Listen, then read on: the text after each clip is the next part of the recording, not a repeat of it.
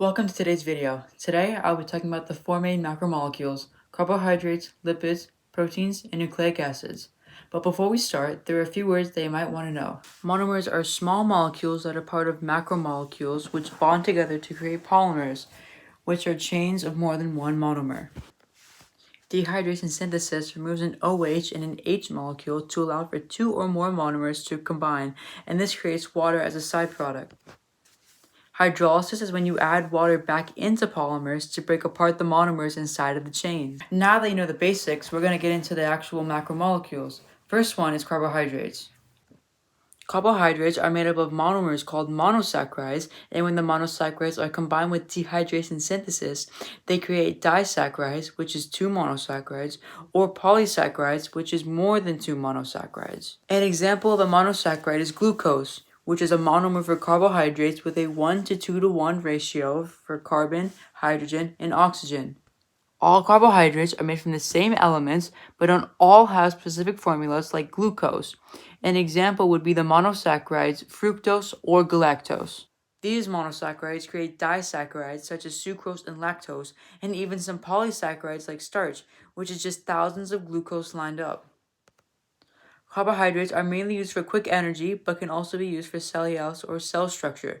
They can be found in many different forms, such as fruits, vegetables, nuts, seeds, sugars, grains, and dairy products. The next main macromolecule is lipids. Lipids are also made up of carbon, hydrogen, and oxygen, but have a different use. Lipids are mainly used for long-term energy storage. Lipids store themselves as fat, and depending on the type of fat, it can be more or less healthy for you. Lipids are made up of fatty acids, which are long chains of carbon and hydrogen, as well as a hydroxyl group.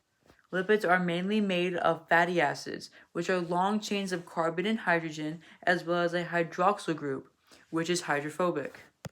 Saturated fats are fatty acid chains that have no double bonds in the fatty acid and are solid at room temperature. A good example of this is butter. This fat is more unhealthy because you need to work harder to get rid of the saturated fats. However, unsaturated fats have double bonds in the fatty acid chain and are much easier to burn off. Both of these types of lipids have a methyl group, CH3, which is hydrophilic or water-loving. Triglycerides are a type of lipid from one glycerol molecule and three fatty acid chains. Glycerol is a small molecule with 3 carbon atoms, and each carbon has an OH or hydroxyl group. These hydroxyl groups join with the carboxyl groups of fatty acid chains through dehydration synthesis.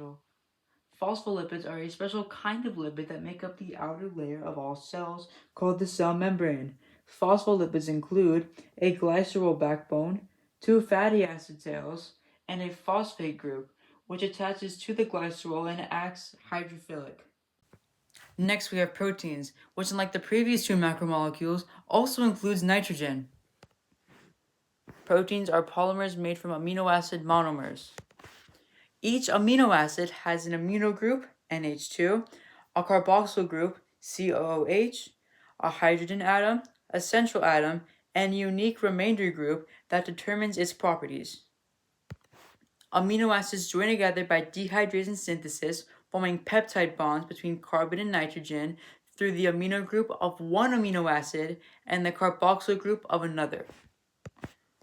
Enzymes are a special type of protein that speed up chemical reactions in the body. They help break down food during digestion, build important molecules, and carry out many essential processes in cells. Enzymes connect with specific molecules called substrates, and this connection takes place at the enzyme's active site, which is specially made for the substrate. When the substrate binds to the enzyme makes a slight shape change to help the reaction occur more effectively. As a result, the substrate gets changed into the new product molecules. These products then move away, and the enzyme stays the same, ready to do the process again and again.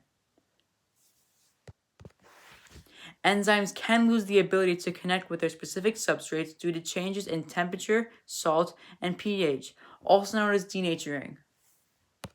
Protein macromolecules can be found in eggs, nuts, and especially meat. Finally, we have nucleic acids, which are not digested but rather created in the body. Each nucleotide consists of a 5-carbon sugar, a phosphate group, and a nitrogenous base. Nucleotides connect bonds in a dehydration synthesis reaction, linking the phosphate of one nucleotide to the sugar of the next. DNA is usually double-stranded and contains thymine, while RNA is single-stranded and usually contains uracil instead of thymine. DNA stores genetic information, while RNA helps decode it to build proteins. Together, they allow for reproduction. Thank you for watching this video, and I hope this helped deepen your understanding in macromolecules.